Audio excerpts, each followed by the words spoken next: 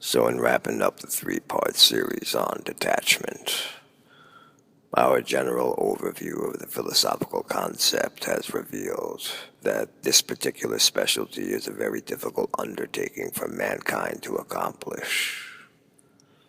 This is why I think it is more apt to be called a discipline rather than a philosophical concept, as proficiency in detachment requires a prolonged, continuous effort, the sustained practice of which eventually leading to adept mastery.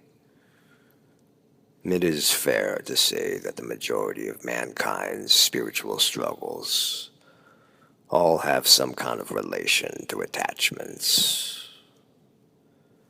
Indeed, the ego's very existence could be said to be an embodiment of attachment.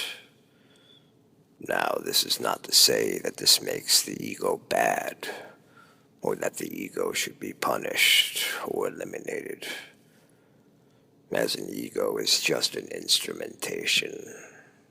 But that one can utilize the ego as a means to realize that associations with illusions are not an identity. In other words, the true self is not the ego. The recognition of this dates back thousands and thousands of years. Detachment has release from desire and consequently from suffering is an important principle or even ideal in the Baha'i faith, Buddhism, Hinduism, Jainism, and Taoism. In Buddhist and Hindu religious texts, the opposite concept is expressed as upadana, translated as attachment.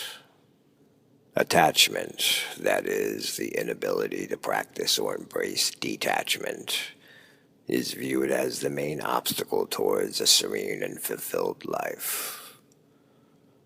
Many other spiritual traditions identify the lack of detachment with the continuous worries and restlessness produced by desire and personal ambitions. So this struggle has been the case for the ego ever since the emergence of the ego. That is, as the evolution of consciousness moved from a purely instinctual operating system into self-consciousness. Now, was this shift in consciousness an original sin? Was this development when mankind fell from grace, as some dubious theological myths would have us believe? Well, these types of judgments are unnecessary, and this in itself represents the crux of the overall problem.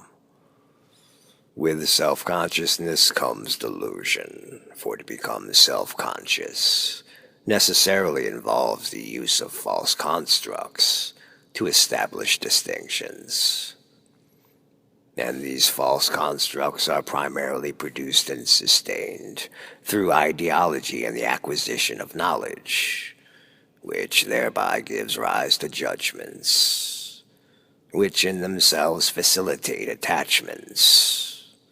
That is, anxiety and suffering cultivated through a thinking process that invests a sense of well-being and equilibrium in desire, of which is the constant flux of visceral affect, such as excitement or depression, that is dependent on perceivables behaving a certain way, accordingly to how they have been framed by the judgments. This isn't ever an issue with the instinctual operating system. Indeed, this only becomes a psychological struggle, aka suffering, with the advent of self-consciousness.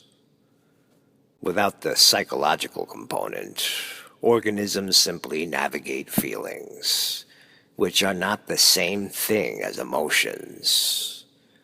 Just as, in a similar sense, pain is not the same thing as suffering. People seek to infuse feelings with emotions or pain with suffering, because they don't want to admit that emotions and suffering are the result of a cognitive disturbance, that they are, in fact, self-inflicted afflictions produced wholly by thinking mind narrative about what the feelings in pain mean to the persona. In other words, they are judgments on feelings, which disturb the default calm of mind with a contrived self-imposed deception.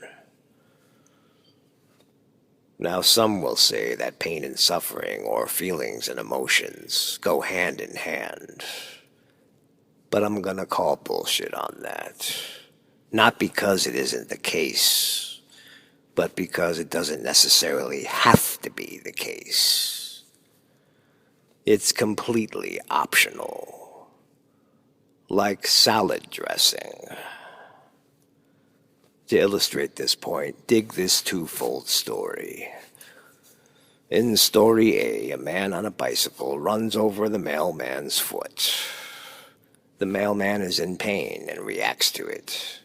He sits down on the curb, writhing and groaning a bit, rubbing his foot, but the pain eventually begins to subside, and he thinks nothing of it. The biker apologizes, and the mailman tells him not to worry about it. The mailman resumes his duties. The end. In story B, a man on a bicycle runs over the mailman's foot. The mailman is in pain and reacts to it. He is also extremely angry and offended and feels a bit embarrassed, thinking he may look foolish, or that the biker has possibly done him an injustice. The mailman feels compelled to retaliate. He ignores the pain and punches the apologetic biker in the face, knocking him to the ground, then curses him out, picks up the bicycle and smashes it down onto the concrete. And as he gives the biker one last swift kick to the ribs, he screams that you fucked with the wrong one, and warns him that the next time he'll get it even worse. The police come, the mailman is arrested, charged, and hauled off to jail, then later loses his job. The end. Now, is there any difference between these two stories? If so, what is it exactly? If feelings and emotions go hand in hand, and pain and suffering go hand in hand, then why was there two possible outcomes to this story? Why is it that on one side of the globe, a stoic monk can get lashed with a salted whip, then wink and smile at his abuser, and buy him a beer, while on the other side of the globe, a whiny, depressed, middle-class gothic emo teen will cry and consider suicide because a girl turned him down for a date on the same day they ran out of rude black floral skull print sweatshirts at Hot Topic? I'll tell you why. Because there's a difference between stubbing your toe and self-pity. There's a difference between experiencing inequity in life and playing a victim as a result.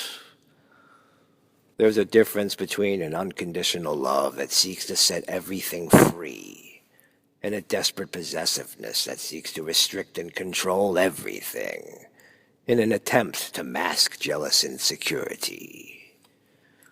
The difference being, in all cases, the stark line between detachment and attachment. Now, as said earlier, detachment has been around for quite some time and has been a subject of significance in many different philosophies and theologies throughout the ages.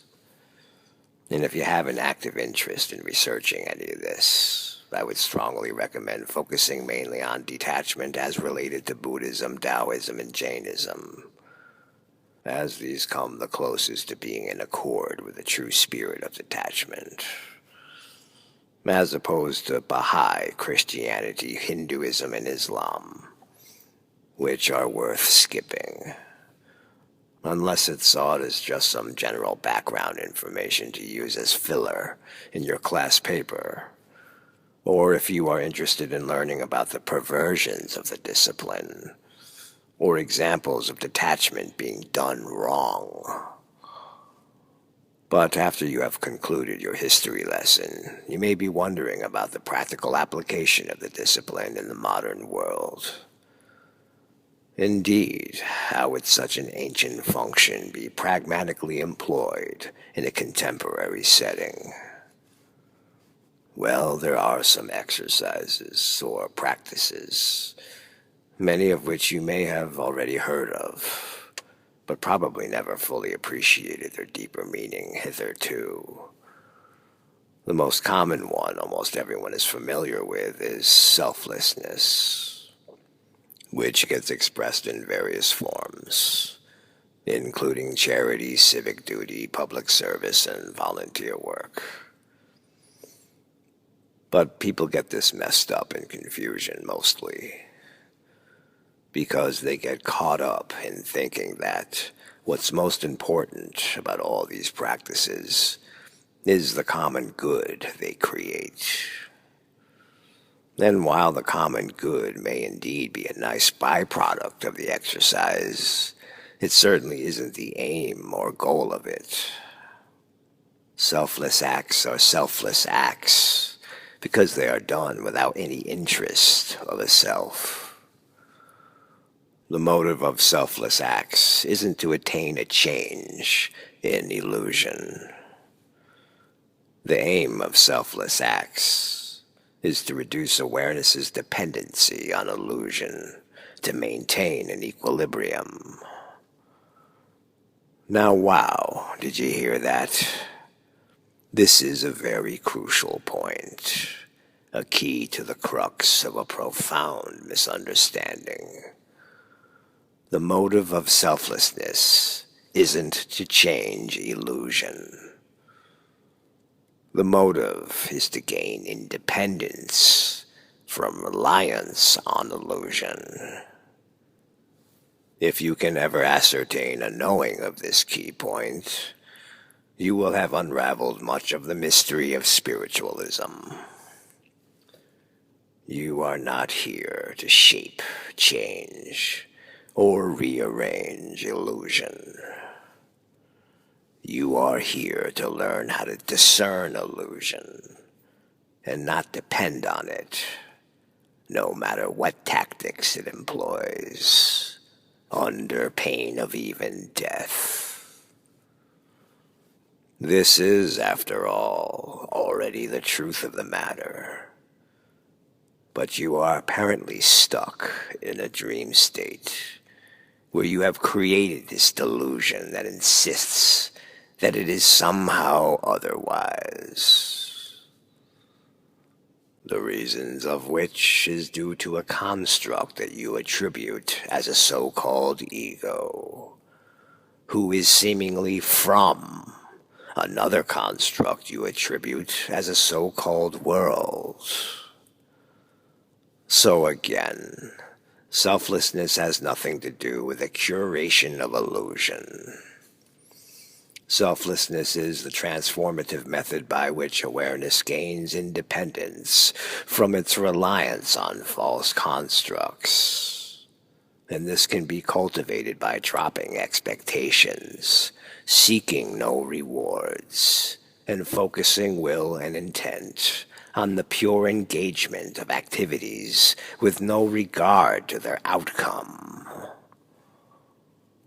Now, this doesn't mean reckless or evil activities, as respect and mindfulness are vital to ensure that the practices don't become more delusional utility directed towards externalizations. This is a discipline, and a discipline necessarily requires precision and mastery. And the recklessness of evil is not conducive towards this end. This is why, even for those who are wrapped up in the apparent good outcomes of selfless acts, A more bare bones application may be prudent, and this would consist of engaging in harmless nonsense. Huh? Yeah, I know, right? Isn't that something? Dr. Sage is writing you a prescription for a little harmless nonsense. Because, as the old adage goes, a little nonsense now and then is relished by the wisest men. Yes, it's so true. I love nonsense. And the practical application of such a practice would be partaking in acts that have no rational purpose or motive. Just be nonsensical. Talk gibberish. Move your body in deliberately meaningless ways. And be smart about it. You don't need the men in white coats chasing you down with butterfly nets. So do it alone. You don't need an audience to be effective. This is building up within you the propensity to not associate the doings of the ego to the desire for perceived outcomes. Once you are deft in the ways of nonsense, you will then be able to better apply yourself to selfless acts that produce neutral or good effects, still without any ulterior motives. This cultivates an even stronger mind as it steps up the challenge for awareness to find peace and contentment in duties of purpose, still without being conditional to the cravings for outcome. This in itself becoming a foundation for sustenance and abundance, as a peaceful, serene mind attracts without wants, whereas the greedy mind repels with its toxic passion. Through this you will learn great patience, which is an essential virtue, as the expression of impatience is simply an experience of anger that is fostered by frustrated desire for outcome.